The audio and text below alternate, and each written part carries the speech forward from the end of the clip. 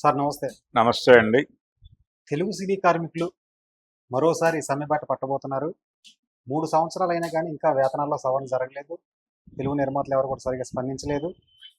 దీంతో ఈ నెల 31 లోపు అటు నుంచి గానీ ఎటువంటి సమాచారం అందకపోతే ఆగస్టు 1 నుంచి సినిమా షూటింగ్‌లకి మేము హాజరు కామని చెప్పి వాళ్ళు ఒక డెడ్‌లైన్ అయితే పెట్టడం జరిగింది.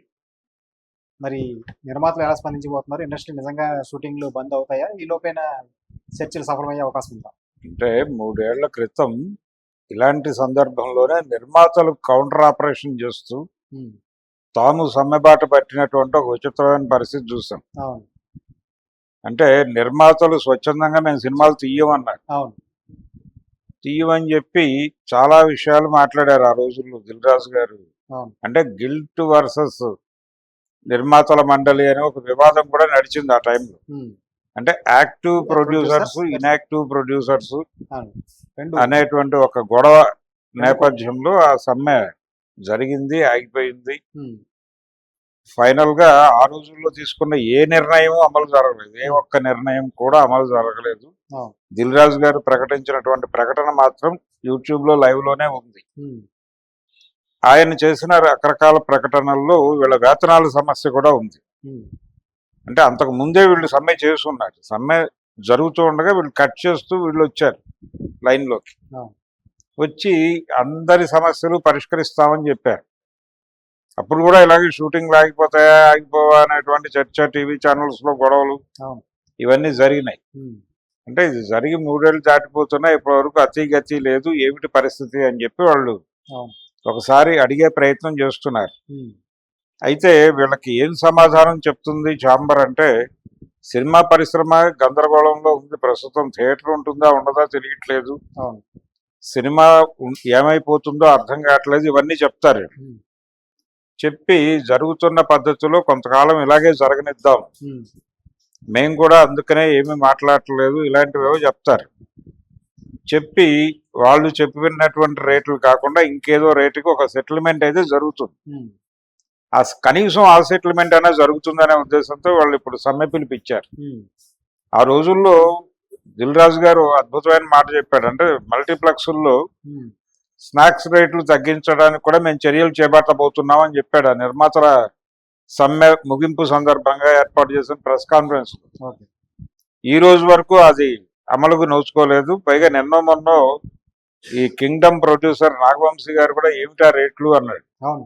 ఆయనకి పాప్‌కార్న్ అన్నది పెద్ద రేట్‌గా కనపడిందంటే 900 రూపాయలు పాప్కార్న్ ఏంటి, 250 రూపాయలు, 300 టికెట్ ఏమిటి, అవును. 3x3 వేసి పాప్కార్న్ ఏమిటి అనేది కంగారు పడ్డాడు ఆయన. అవును.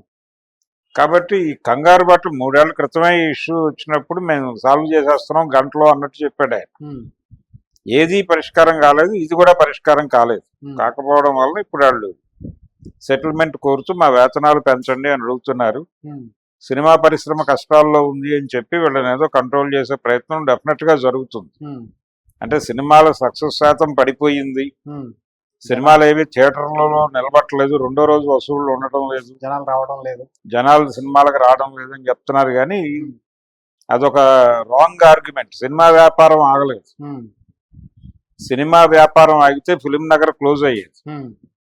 ప్రపంచంలో ఎవడూ సినిమా కన్జ్యూమ్ చేయకుండా లేడు, హ్మ్. ఇది వాస్తవం. హ్మ్. సినిమా చూడాల్సిన చోట చూడటం లేదు అనేది గొడవ తప్ప అంతే. సినిమా చూడటం ఆగలేదు. హ్మ్. థియేటర్లో సినిమా చూడాల్సిన వాడు ఓటీటీలో చూస్తున్నారు. ఇంట్లో కూర్చుని ఫోన్లో చూసుకున్నాడు, ఓటీటీకి వెళ్ళట్లా. ఆ! థియేటర్కి వెళ్తే అకౌంటబిలిటీ, థియేటర్కి వెళ్తే డబ్బులు వస్తాయి, ఓటీటీకి వెళ్ళినా డబ్బులు వస్తాయి. హ్మ్. ఈ మధ్యలో ఉన్నాడు ప్రేక్షకుడు, హ్మ్. ఇక్కడికి రావట్లేదు, అక్కడికి రావట్లేదు. ఆ! అంటే ప్రొడ్యూసర్కో ఎవరికో ఒకరికి డబ్బులు వెళ్లే చోట ప్రేక్షకుడు లేడు. హ్మ్. ప్రేక్షకుడికి వేరే మార్గాలు వెతుక్కున్నాడు, ఆ వేరే మార్గాల్లో సినిమా దొరుకుతోంది, ఓకే. అది చూసేస్తున్నారు. హ్మ్. ఓటీటీ వరకు ఓపిక పట్టి హ్మ్. ఓటీటీలో చూసేవాళ్ళు చూస్తున్నారు. హ్మ్. అంటే ఈ దొంగ మార్గాల్లో డౌన్లోడ్ చేసుకునేటువంటి జ్ఞానం లేనటువంటి వాళ్ళు ఓటీటీలో చూస్తున్నారు, ఆ! థియేటర్కి వెళ్ళలేక. హ్మ్. థియేటర్లు ఏమో ఆడియన్స్ ఫ్రెండ్లీగా లేకుండా మీరే చేశారు. అవును. వాటిని ఆడియన్స్ ఫ్రెండ్లీగా మారిస్తే సరదాగా వెళ్ళి కూర్చుంటారు కాసేపు అక్కడ. అవును. సింగిల్ స్క్రీన్లు ఉన్నాయి వాటికి ఎందుకు వెళ్ళట్లేదు అంటారు. హ్మ్. సింగిల్ స్క్రీన్ లో కూడా మీరు పెద్ద హీరోల సినిమాలకు రేట్లు పెంచి టికెట్లు అమ్ముతున్నారు. అవును. అది భారం అవుతోంది జనాలకి. ఉమ్, అలా కాకుండా రేట్లు తగ్గించి ఎక్కువ డబ్బులు తీసుకోండి, ఉమ్, ఎక్కువ మంది థియేటర్లకు వచ్చేలాగా చేసుకోండి. అవును. అది చేసుకునే పరిస్థితి వాళ్ళకి కనిపించడం లేదు. మల్టీప్లెక్స్ ఆడియన్స్ వేరు, సింగిల్ స్క్రీన్ ఆడియన్స్ వేరు. వాళ్ళ మైండ్ సెట్లే తేడాగా ఉంటాయి. ఉమ్, మల్టీప్లెక్స్లకు అలవాటు పడిన వాడు నాగవంశీ గారు చెప్పినట్టు ఆ 900 రూపాయలకి భయపడ్డు. ఉమ్, ఇంకో 100 రూపాయలు పెంచినా ఆ డబ్బా పాప్కార్న్, ఆ బస్తా పాప్కార్న్ కొనుక్కునే లోపలికి వెళ్ళి తింటూ ఉమ్, తినగలిగినంత తిని పారేసినంత పారేసి వస్తారు. అవును. అలాగే రకరకాల వంటకాలు, చిత్ర విచిత్రమైనటువంటి డిష్లు సర్వ్ అవుతూ ఉంటాయి అక్కడ. ఉమ్, వాటిని కన్జ్యూమ్ చేస్తూ వాటి మధ్యలో సినిమాని ఇరికించి చూడటానికి వాళ్ళు సిద్ధపడిపోయి వస్తారు. ఉమ్, ఆ మధ్య ఈ మల్టీప్లెక్స్ వాళ్ళు సెంట్రల్ గవర్నమెంట్ తో ప్రతిపాదన పెట్టారు, మల్టీప్లెక్స్ లో మందు కూడా అలో చేయండి అని. అవును. అంటే మందు అలో చేస్తే మందులో మంచిగా సినిమా నడుస్తుంది. అంతే.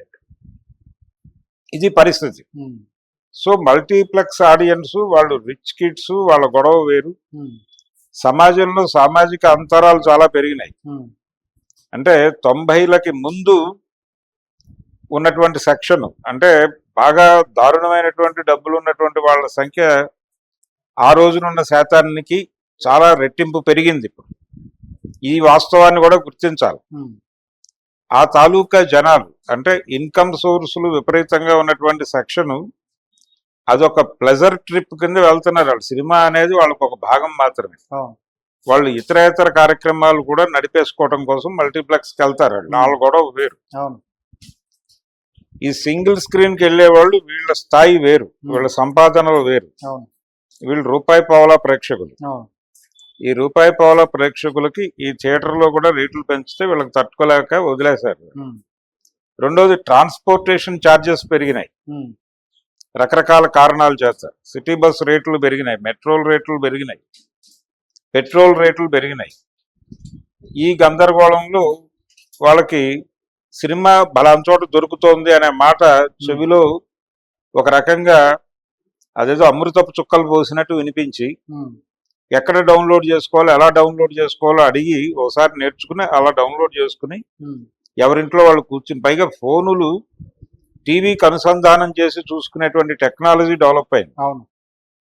సో ఫోన్లో డౌన్లోడ్ చేసుకున్నటువంటి సినిమాని టీవీతో అనుసంధానం చేసి ఉమ్, బిగ్ స్క్రీన్ మీద చూస్తున్నట్టుగా ఇంట్లో వండుకున్నటువంటి కుడుములు అవి పెట్టుకుని చూస్తూ అవును. ఎంటర్టైన్ అవుతున్నారు జనాలు. అవును. ఇది కండిషన్. ఈ కండిషన్ ఇవన్నీ చెప్తారు వాళ్ళు. ఉమ్, ఏ థియేటర్లోనైనా రెండో రోజు 10 మంది కంటే కనిపిస్తున్నారా ఏ సినిమాకైనా సరే. అవును. కాబట్టి మీరు కొంచెం కన్సిడర్ చేయాలని చెప్పేసి వీళ్ళు 10 రూపాయలు అడిగితే వాళ్ళు రూపాయి దగ్గర మొదలు పెట్టి ఉమ్, ఏ 3 రూపాయల దగ్గర తెంపేస్తారు. అదే జరిగేది. అవును.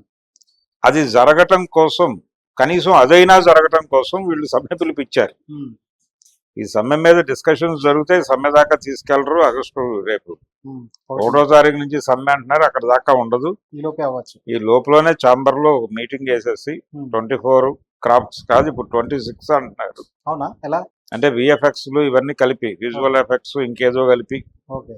Audio visuals. టెక్నాలజీస్ ఇవన్నీ కలిపేసి 25, 26 అని వేరే లెక్క చెప్తున్నారు. ఉమ్, 24 క్రాఫ్ట్స్ అనేది పాతకాలపు లెక్క అంటున్నారు. ఉమ్, సో కొత్త లెక్క ప్రకారం పెరిగిన యూనియన్స్ తో సహా అందరినీ కూర్చోబెట్టి ఒక అంగీకారానికి తీసుకొస్తారు. ఉమ్, సినిమా అంటే ఇక్కడ కార్మికులు ఆర్గ్యూ చేయాల్సిన విషయం ఏంటంటే, ఉమ్, సినిమా కన్జ్యూమ్ చేస్తున్న వాళ్ళు యథాతథంగానే ఉన్నారు. ఉమ్, సినిమా చూడకుండా ఎవడూ లేడు. ఉమ్, రోజు ఏదో సినిమా చూస్తున్నారు, ఏదో ఒక భాషలో. అవును. కాబట్టి సినిమా చూడటం మానేస్తే సినిమా పరిశ్రమ చచ్చిపోతుంది. ఉమ్, కానీ సినిమా పరిశ్రమ బతికే ఉంది. బతికుండడానికి కారణం సినిమా చూస్తున్నారు జనం. చూడాల్సిన చోట చూడట్లేదు. అది చూపించి మీరు మమ్మల్ని భయపెడుతున్నారు. ఉమ్, సినిమా వ్యాపారం కూడా థియేటర్ వరకు పరిమితం కాలేదు. ఉమ్, ఇదివరకు రోజుల్లో థియేటర్లో బుకింగ్ లో నుంచి వచ్చే డబ్బులే డబ్బులు. ఉమ్, ఇప్పుడు సినిమాని 100 రకాలుగా వ్యాపారం చేస్తున్నారు. ఇప్పుడు 30 కోట్లలో సినిమా తీసి దాన్ని 100 కోట్లు 200 కోట్లు అని మార్కెట్లో ప్రొజెక్షన్ ఇచ్చి ఉమ్, థియేటర్కల్ రైట్స్ అమ్ముతున్నారు.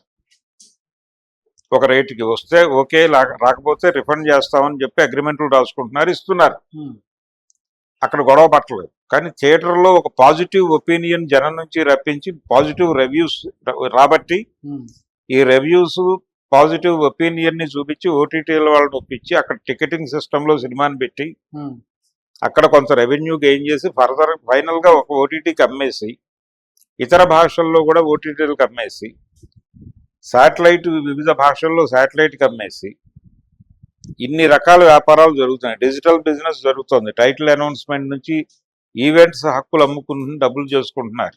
ఉమ్, ప్రీ రిలీజ్ ఈవెంట్ హక్కులు అమ్మేసి డబ్బులు చేసుకుంటున్నారు కదా డిజిటల్లోను ఓటీటీలోను. అవును. ఇలా 100 రకాల వ్యాపారాలు చేస్తున్నారు ఒక సినిమా తీసి. ఈ 100 రకాల వ్యాపారాల్లో బ్రేక్ ఈవెన్ అయిపోతుంది ప్రతి Hmm. సినిమాకి. అవును. కానీ థియేటర్లో మాత్రం 10 మందే కనిపిస్తారు. రావడం లేదు.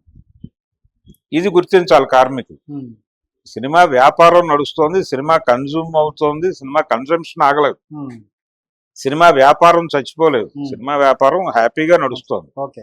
ఈ థియేటర్లో వస్తున్న వాళ్ళు మీ పుణ్యం. ఉమ్, మీరు ఆ లీకేజీ కట్టేస్తే ఉమ్, మళ్ళీ వస్తారు సింగిల్ స్క్రీన్ వాళ్ళు. సింగిల్ స్క్రీన్ ఆడియన్స్ ని ఓటీటీలకు పంపేయాలనేది ఒక ప్రోగ్రామ్ ఉంది ఇండస్ట్రీకి. ఉమ్, అది బయటికి చెప్పట్లేదు వీళ్ళు. ఉమ్, వీళ్ళ కుట్ర ఏంటంటే ఓటీటీలకు గెంటేయాలి సింగిల్ స్క్రీన్ వాళ్ళందరినీ ఉమ్, అనుకుంటే వీళ్ళు ఓటీటీలకు వెళ్ళకుండా దొంగ వెబ్సైట్లోకి వెళ్ళి సినిమాని డౌన్లోడ్ చేసుకుని చూస్తున్నారు. అవును. సో ఇక్కడ కనుక గట్టిగా లక్క పెట్టేస్తే ఉమ్, వీళ్ళు ఓటీటీలకైనా వెళ్తారు కనీసం. ఉమ్, ఎక్కడో చోట వీళ్ళ డబ్బులు అకౌంట్లోకి వస్తాయి. అవును. ఇప్పుడు అకౌంట్లోకి రాకుండా సినిమా వెళ్ళిపోతాం. అవును. ఇది ఒక్కటి సవరించుకోవాలి. ఆ చెప్పలేదు వాళ్ళు పడుతున్నారు. ఏదో చట్టం తీసుకొచ్చారు 3 ఏళ్ళని, అది ఆగదు. ఉమ్, ఇంటర్నేషనల్ లెవెల్లో ఈ జరుగుతున్నటువంటి వ్యవహారం నెట్వర్క్ మీద ఒక నిఘా పెట్టి ఏదో చేసుకోవాలి. ఉమ్, అది ఇంటర్నెట్ ప్లాట్ఫామ్స్ తో మాట్లాడుకుని సెటిల్ చేసుకోవాల్సిన గొడవ. ఉమ్, సో దానికి సంబంధించి అంతర్జాతీయ స్థాయిలో ఏదైనా చేసుకోవాలి. దానికంటే ముందు సినిమా కన్జంప్షన్ ఆగలేదు కాబట్టి మీరు మరీ థియేటర్లో 10 మందిని చూపించి మాకు ₹2 పెంచుతామని అనకండి. ఉమ్, కన్జంప్షన్ జరుగుతోంది కాబట్టి మీరు గౌరవప్రదంగా ఆ రోజు ఏమనుకున్నామో ఆ ప్రకారమే పెంపుదల వెళ్ళాలి తప్ప దానిలో సెకండ్ థాట్ వద్దు అని యూనియన్స్ గనక గట్టిగా మాట్లాడితే ఉమ్, పని అయ్యే అవకాశం ఉంది. ఉమ్, కానీ ఈ లోపులోనే బ్లాక్ లెగ్స్ ప్రవేశపెడతారు వాళ్ళు. ఉమ్, బ్లాక్ లెగ్స్ అంటే ఉద్యమ విచ్ఛిన్నకారులు. ఉమ్, వాళ్ళు ఈ పాటికి ఎంటర్ అయిపోయి ఉంటారు. ఎంటర్ అయిపోయి వాళ్ళు కౌంటర్ ఆపరేషన్ చేసేసి ఉమ్, ఒక సానుకూల వాతావరణం తీసుకొచ్చి రేపు టాక్స్ లో కూర్చోబెట్టి ఆ, ఓ ₹2 పెంపుదలకో రూపాయి పెంపుదలకో అంగీకరింపజేసి ఒక మళ్ళీ 3 ఏళ్ల పాటు ఈ గొడవ ఉండదు. ఉమ్, అలా సెటిల్ చేసుకునే జ్ఞానము తెలివితేటలు ఛాంబర్లో ఉన్న ఉమ్, పెద్దలకు పుష్కలంగా ఉన్నాయి కాబట్టి అలా జరుగుతుంది. Okay. Thank you. Thank you.